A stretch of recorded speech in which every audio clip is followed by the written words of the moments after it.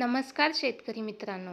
केंद्र सरकारकडून गरजू आणि पात्र शेतकऱ्यांना आर्थिक मदत देण्यासाठी विविध योजनांचा अंमल केला जातो.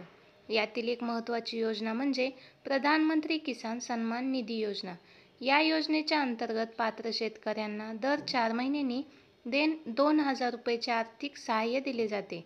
आतापर्यंत 17 हप्ते वितरित झाले आहेत आणि आता 18व्या हप्त्याची प्रतीक्षा सुरू आहे. 18व्या हप्त्याच्या वितरणाची नेमकी तारीख अद्याप सरकारकडून जाहीर झालेली नाही.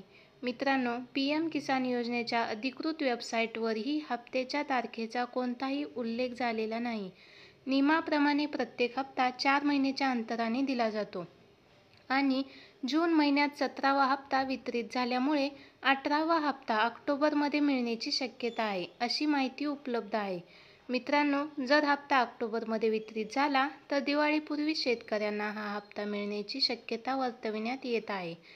पीएम किसानचा 18वा हप्ता मिळवण्यासाठी आवश्यक गोष्टी: ई-केवायसी प्रक्रिया पूर्ण करणे आवश्यक आहे. प्रक्रिया पूर्ण न झाल्यास लाभ मिळणार नाही.